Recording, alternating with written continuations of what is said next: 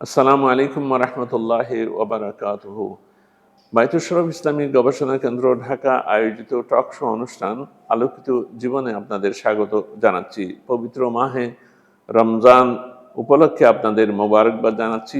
আজকে আমরা একজন বিশিষ্ট মেহমানকে পেয়েছি, কুষ্টিয়া ইসলামী বিশ্ববিদ্যালয়ের একজন স্বনামধন্য প্রফেসর, গবেষক, যিনি পুরো কোরআন মজিদের অনুবাদ করেছেন। কোরআন এবং ইসলামিক স্টাডিজ বিভাগের তিনি প্রথিতযশা প্রফেসর, থিওলজি অনুষদের তিনি ডিন ছিলেন।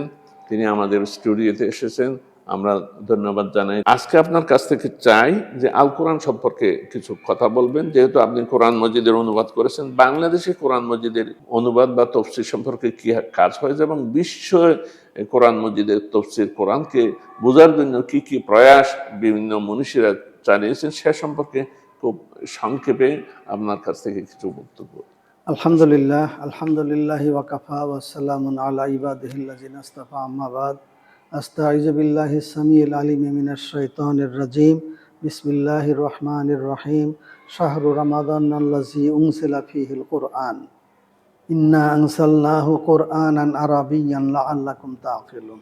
আজকের বায়তুল শরফ রিসার্চ একাডেমি কর্তৃক আয়োজিত আলোকিত জীবনের অনুষ্ঠানে পরিচালক শ্রদ্ধেয় বড় ভাই ডক্টর ঈসা শাহিদ ভাই, যারা কাছে এবং দূরে থেকে যারা শুনছেন শ্রোতাবৃন্দ, আসসালামু আলাইকুম ওয়া রাহমাতুল্লাহি ওয়া বারাকাতুহু। কোরআন সম্পর্কে আমাদের ধারণা একেবারেই সীমিত। বাংলাদেশের মানুষ ধর্মপ্রাণ, ধর্মভীরু, কিন্তু ধর্ম সম্পর্কে যথেষ্ট অজ্ঞ, এটা সত্য কথা। আমরা যারা ধর্মপ্রাণ, ধর্মের প্রতি আমাদের যাদের অনেক আগ্রহ, আমরা কোরআন সম্পর্কে কিন্তু তারা অনেক পিছিয়ে। কোরআন শুধু আমাদের আলেম সমাজের মধ্যে তারাই, বলতে গেলে তারাই একটু পড়াশোনা করেন, অনুবাদ করেন। আপনারা যারা কোরআন পড়তে জানেন তাদের মধ্যে যারা অনুবাদ বুঝেন এদের সংখ্যা খুব কম। যারা অনুবাদ বুঝেন তাদের মধ্যে থেকে অনুবাদ করেছেন এর সংখ্যাও কম। বাংলাদেশ একটি মুসলিম রাষ্ট্র, অথচ এখানে আমাদের কাছে এখনো প্রচলিত আমাদের গিরিশচন্দ্র সেন কোরআনের প্রথম অনুবাদক। আমি আজকে বিষয়টি এই জন্য অবতারণা করেছি যে আসলে গিরিশচন্দ্র কিন্তু আল কোরআনের প্রথম অনুবাদক নন। আমি যে গবেষণা করেছি সেখানে ওনার নামটা ৮ নাম্বার সিরিয়ালে। গিরিশচন্দ্র সেনের আরো ৭২ বছর আগে রংপুরের আমির উদ্দিন বসুনিয়া প্রথম কোরআন অনুবাদ করেন। এটা কি পূর্ণাঙ্গ অনুবাদ ছিল না আংশিক? যেটাই হোক না কেন, পূর্ণাঙ্গ হোক আর আংশিক হোক, কোরআন অনুবাদ প্রথম। জি, আর কে কে করেছেন? তো আমাদের কাছে এই বিষয়টাও স্পষ্ট নয় যে বাংলা ভাষায় কতজন কোরআন অনুবাদ করেছেন, এটা কেউ বলতে পারবে না, কারণ এটা গবেষণার বিষয়। আবার এই বিষয়টাও আমরা মুসলিম রাষ্ট্র হলেও আমার ইসলামী বিশ্ববিদ্যালয়ে আল কোরআন বিভাগ আছে, তারপরে চট্টগ্রাম ইসলামী বিশ্ববিদ্যালয়ে আল কোরআন বিভাগ আছে, বিভিন্ন মাদ্রাসাতে অনার্সেও আল কোরআন বিভাগ আছে। আমরা এই বিষয়ে গবেষণা ছাড়া বলতে পারবো না। আমি একটা গবেষণা করেছি, translation of the Holi Quran in world languages, বিশ্ব ভাষায় কোরআন অনুবাদ। এই সম্পর্কে একটু বলেন। হ্যাঁ, তো বিশ্বে কত ভাষায় অনুবাদ হয়েছে, প্রথম কে করেছেন, কোন ভাষায় করেছেন, কোন শিরোনামে, ওই ভাষায় অনুবাদটি কোন দেশ থেকে কত সালে প্রকাশিত হয়েছে, আপনি যা জানতে চান আমার এই থিসিসে আপনি সব পাবেন ইনশাআল্লাহ। এই যে বাংলা ভাষায় অনুবাদ হয়েছে, আমি আলহামদুলিল্লাহ আমাদের বিশ্ববিদ্যালয়ে শিক্ষক যারা আছেন, এমনি যারা আছেন দেশের বড় বড় আলেম, মৌলানা আব্দুর রহিম সাহেব করেছেন, মৌলানা মাসিক মদিনার যে সম্পাদক মৌলানা মহিউদ্দিন সাহেব তিনি করেছেন, হ্যাঁ মৌলানা নুরুল কুলুব যে করেছেন, আমিনুল ইসলাম সাহেব উনি করেছেন। আর বিশ্ববিদ্যালয়ের মধ্যে মাত্র 5 জন অনুবাদ করেছেন। প্রথম করেছেন রাজশাহী বিশ্ববিদ্যালয়ের আরবি বিভাগের প্রফেসর ডক্টর মুজিবুর রহমান সাহেব, তারপরে Dhaka university doctor Mustafizur Rahman sir, তারপরে ডক্টর ফজলুর রহমান স্যার, 4র্থ নাম্বারে আমি, আর 5ম নাম্বারে একটু আগে আমি ফেসবুকে দেখলাম জগন্নাথ বিশ্ববিদ্যালয়ের প্রফেসর ডক্টর খলিল, আচ্ছা উনি করেছেন। এই শিক্ষকদের মধ্যে এই 5 জন, ছাত্রদের মধ্যে আরো 2-1 জন আছে, ডক্টর রইস ঢাকা ইউনিভার্সিটির স্টাডিজের, উনিও পূর্ণাঙ্গ অনুবাদ করেছেন। যাই হোক, তো আমি অনুবাদটা করেছি যে এত অনুবাদ থাকতে আমার ছাত্ররাও যারা শিক্ষক হয়েছেন তারা কোরআনের ছাত্র ছিলেন। তারা আমাকে বলেছেন, স্যার আপনি তো কোরআনের মানুষ না, আপনি আরবি পড়াশোনা করেছেন, কোরআন অনুবাদ করলেন, কি দরকার ছিল, তো অনেক অনুবাদ আছে। আমি বললাম যে অনুবাদ আছে তাহলে এত অনুবাদ কেন হলো, একটাই তো যথেষ্ট ছিল। জি জি। যেহেতু অনুবাদ হচ্ছে তাহলে আমারও ইচ্ছা, আমি করব। আলহামদুলিল্লাহ, আল্লাহ তৌফিক দান করেছেন। আমি খুব সহজ করে বাংলা ভাষায় আমার গবেষণায় উঠে এসেছে 348 জন বাংলা ভাষায় কোরআন অনুবাদ করেছেন। এটা আংশিক, পূর্ণাঙ্গ। এটা কি ডাইরেক্ট অনুবাদ করেছেন না উর্দু থেকে অনুবাদ? যাই হোক, কেউ উর্দু থেকে করেছেন, কেউ ফার্সি থেকে করেছেন। হ্যাঁ, যেমন গিরিশচন্দ্র সেন, উনি কিন্তু সরাসরি আরবি থেকে করেন নাই, আচ্ছা। ফার্সি থেকে, উর্দু থেকে, বয়ানুল কোরআন এগুলো থেকে উনি করেছেন। আমি বাংলা ভাষায় সহজ করে করার জন্য এই 348টি অনুবাদের মধ্যে আমি আশা করছি যে আমার অনুবাদটা সবচাইতে সহজ। বিশ্বের 141টা ভাষায় কোরআন অনুবাদ হয়েছে, এর মধ্যে বাংলাতে এটা বললাম আমাদের জানা দরকার 348টি। এটা গবেষণা, আমি আজকে এটা বললাম, কিন্তু আপনি কালকে গবেষণা করে আপনি দেখবেন 350 হয়ে গেছে, 55 হয়ে গেছে, গবেষণার বিষয় এটাই। এরপরে উর্দুতে হয়েছে সবচাইতে বেশি। আমার এই থিসিসে 650 জনের তালিকা আছে উর্দুতে, 650। 650। ফার্সিতেও বাংলার চাইতে কম, এটা আমি সংখ্যাটা ভুলে গেছি। ইংরেজিতে করেছে 132 জন, জার্মান ভাষায় করেছে 100 জন।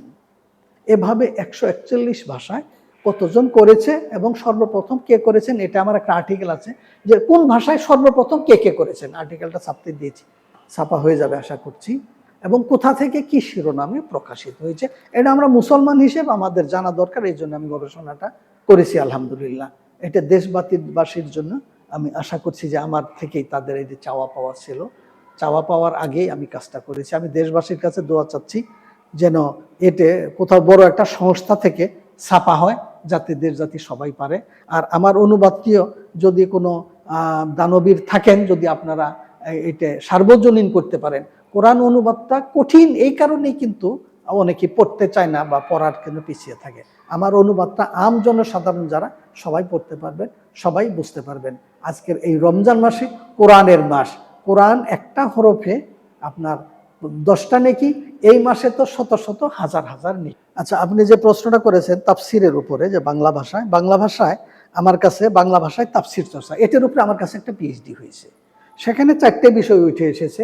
একটা হলো মৌলিক তাফসির কে কে করেছেন, তাদের তাফসিরগুলো বৈশিষ্ট্য কি কি, এটা অন্তত 10 থেকে 15 পৃষ্ঠা করে এক একজনের আলোচনা এসেছে। এরপরে হলো মানে আংশিক তাফসির করেছেন, মৌলিক তাফসির। কেউ সূরা ফাতিহা করেছেন, আমি যেমন সূরা ফাতিহার বৈজ্ঞানিক ও দার্শনিক তাফসির এটা করছি আর কি, আলহামদুলিল্লাহ শেষের পথে। এটা আংশিক তাফসির। এটা কারা কারা করেছেন তাদের ওখানে বর্ণনা আছে। আরেকটা আছে অনুবাদ, পূর্ণাঙ্গ কে করেছেন আর আংশিক কে করেছেন। এই বিষয়গুলো নিয়ে 4 ধরনের তাফসির নিয়ে বাংলা ভাষায় তাফসির চর্চা আমার কাছে একটা পিএইচডি হয়েছে। ঢাকা বিশ্ববিদ্যালয় স্টাডিজ ডিপার্টমেন্টে একটা হয়েছে, প্রফেসর ডক্টর ফারুক তিনি করেছেন। আর আমি করেছি বাংলা ভাষায় তাফসির চর্চা সংক্ষিপ্ত ইতিহাস, এটা একটা বই লিখেছি আমি। সেখানে ভারতীয় উপমহাদেশের একটা চ্যাপ্টার এসেছে, ভারতীয় উপমহাদেশে কয়টা ভাষার তাফসির হয়েছে, সেখানে আমি 16টা ভাষা উল্লেখ করেছি। কোন ভাষায় কতটি তাফসির আছে সেটা উল্লেখ আছে। এবং সবচেয়ে মজার বিষয় যে ভারত একটা হিন্দু রাষ্ট্র, সেখানে আরবি ভাষায় 100 তাফসির হয়েছে এবং এই 100টা তাফসিরের তালিকা আমার এই বইতে আছে। বাংলাতে, ইংরেজি, উর্দু, ফার্সি, হিন্দি, নাগরি, পশতু, এরকম 16টা ভাষায় কোন ভাষায় কে কতটা তাফসির লিখেছেন এই তালিকা আমার এই বইতে আছে আলহামদুলিল্লাহ। আমার তাফসির শাস্ত্রের উপরে 8টা ইতিহাস লিখেছি, এর মধ্যে 3টে প্রকাশ হয়েছে, আরো 5টা বই লেখা আছে। আমার জন্য দোয়া করবেন, আমি আপনাদের কাছে দোয়া চাচ্ছি। অত্যন্ত শুকরিয়া জানাচ্ছি, ধন্যবাদ জানাচ্ছি। আমরা অনেক কিছু জানতে পারলাম তাফসীর সম্পর্কে, অনুবাদ সম্পর্কে। সাওয়াতিউল ইলহাম একটা আছে যে নোক্তাবিহীন, তো আমরা সেটা প্রসঙ্গ অন্য সময়ে যাব। তো আমরা অনেক কিছু জানতে পারলাম। 1 মিনিট কথাটা শেষ করে দেই। সাওয়াতিউল ইলহাম এটা আল্লামা ফয়জি সম্রাট আকবরের সময় লিখেছেন। এখানে তাফসির করেছেন এই বর্ণগুলো যেগুলো হলো মুহমালা, যেগুলোর নুক্তা নাই, এই নুক্তা ছাড়া অক্ষরগুলি দিয়ে তাফসির করেছেন। এটার নাম হলো সাওয়াতিউল ইলহাম। এই তাফসীরের উপরে পিএইচডি করেছে আমারই ক্লাস ফ্রেন্ড ডক্টর ফারুক। এটা সাউথ ইস্ট ইউনিভার্সিটি, উনি ইসলামিক স্টাডিজের চেয়ারম্যান ছিলেন। উনি করেছেন ডক্টর মুস্তাফিজ স্যারের কাছে, থিসিসটা ঢাকা বিশ্ববিদ্যালয়ের সেমিনারে আছে। ধন্যবাদ। তফসিরটা আমি দেখেছি, ঢাকা আলিয়া মাদ্রাসা লাইব্রেরিতে সেটা আছে, সওয়াতুল ইলহাম আছে।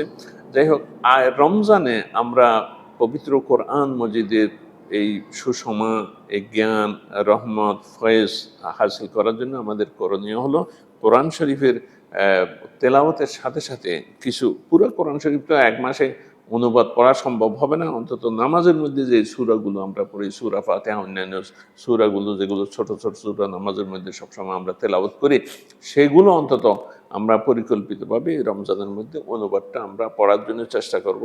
আমাদের ভাই, সম্মানিত ভাইয়ের অনুবাদ আছে, এটা যদি না হয় এখন ইন্টারনেটেও অনুবাদ পাওয়া যায়, যারা বাজারের মধ্যে পাওয়া যায় বা ভালো অনুবাদ যেগুলো আছে সেখান থেকে পড়ে আমরা বোঝার এবং কোরআনের আল্লাহ তাআলা কি পাগাম, কি মেসেজ আমাদেরকে দিয়েছেন সেটা আমরা বোঝার চেষ্টা করব। আল্লাহ পাক সুবহানাহু তাআলা তৌফিক এনায়েত করুন।